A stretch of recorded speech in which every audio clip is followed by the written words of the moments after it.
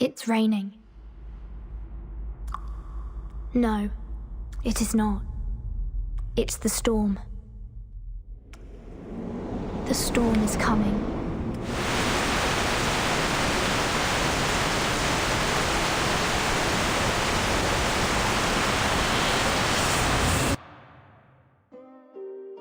When it comes to profound video games, many different titles may come to mind to you and to many others like Final Fantasy, Outer Wilds, the Persona series, Last of Us, or something like Elden Ring, Dark Souls, or World of Warcraft.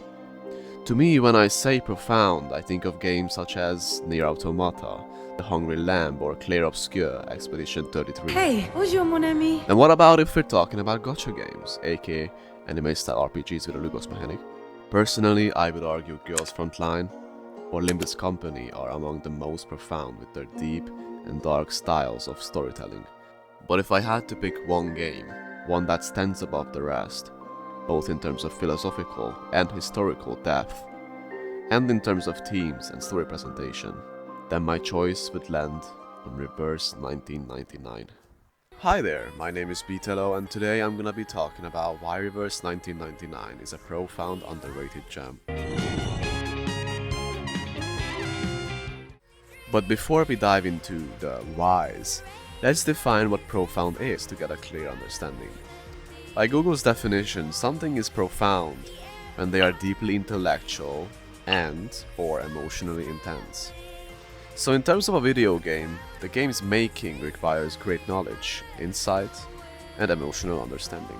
In the case of Reverse 1999's making, knowledge about history, cultures, and philosophies was crucial, and Blue Posh, the developers of Reverse 1999, are definitely cultured. The game has lots of references on top of the philosophies and ideals it has, but we'll explore those a bit later. First, let's talk about the story in general.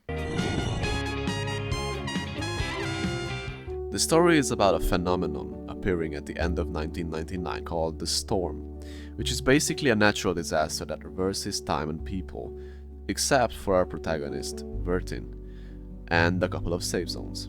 The story mainly follows Vertin as she travels through all the different time periods in search of her mother, answers, solutions, and sometimes companions. The main story takes place in lots of different places such as London, Vienna, Italy, Greece, Sao Paulo, Ushuaia, and even Antarctica. And other stories like events and companion stories take place in China, Russia, Australia, the US, India, and many more. The same variety can be set for time periods, as it so far ranges between the 1910s and the 90s. Postmodernism is a recurring philosophic theme in Reverse 1999. Basically explained, postmodernism embraces multiple narratives from different sources, aka the voices of the unheard, oppressed by the mainstream narrative, and rejects the narrative of the majority, aka the grand narratives.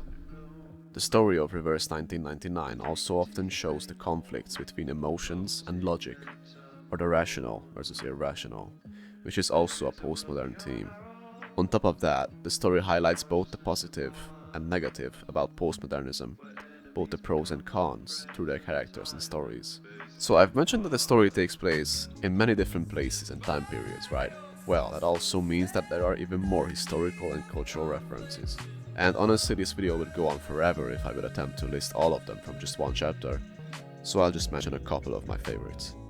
There's actually a character from my country as well, a Hungarian character called Semmelweis, which isn't her real name, it's a code name, but it's a reference to Semmelweis Ignaz, a Hungarian obstetrician, or doctor basically, who also earned the nickname Savior of Mothers for his research and advances in antiseptic procedures.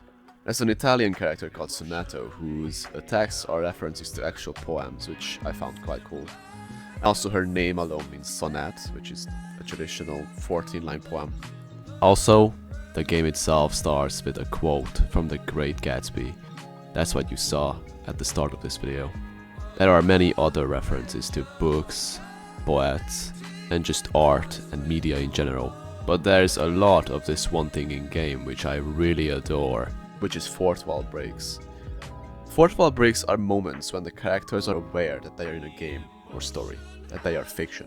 There are a couple in Reverse 1999, and there was one that I especially liked in the most recent version, but more on that later.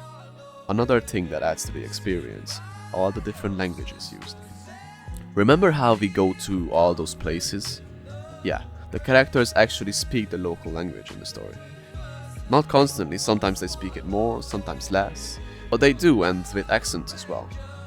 They are not all 100% authentic. Some are, but you can only notice that as a native speaker. And it's still nice to hear them try, you know? It adds to the experience and immersion a lot, in my opinion. I especially love Isolde's Austrian German, for example.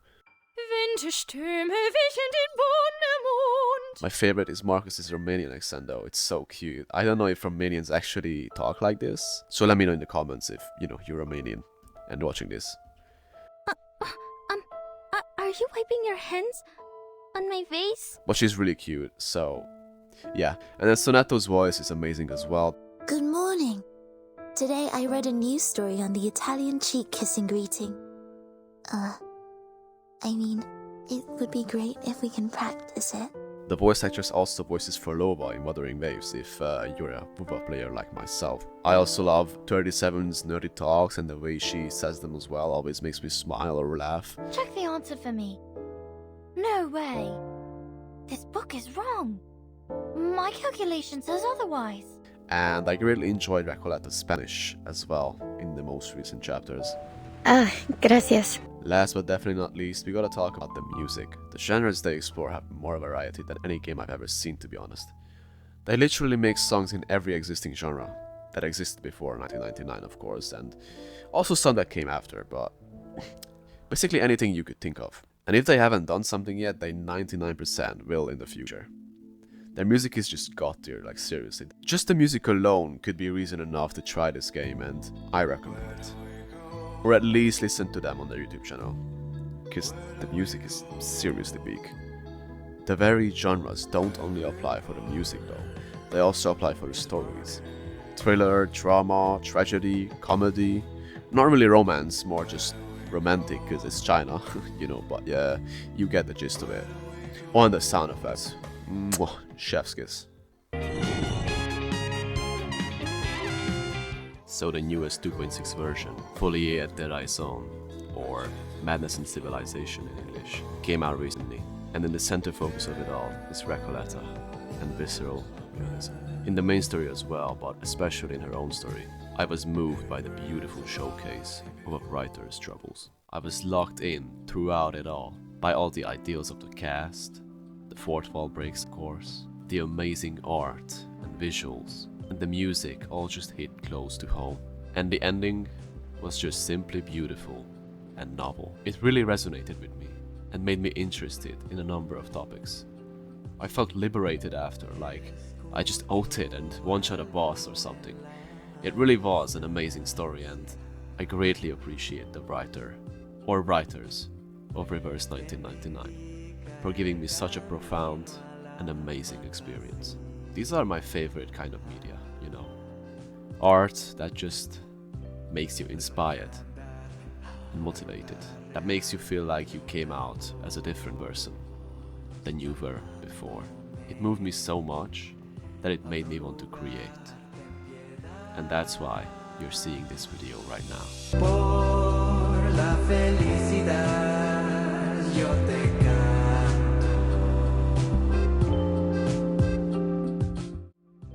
If you've enjoyed the video, please make sure to subscribe and like, as it helps a ton with making stuff like this. See you later. Ciao!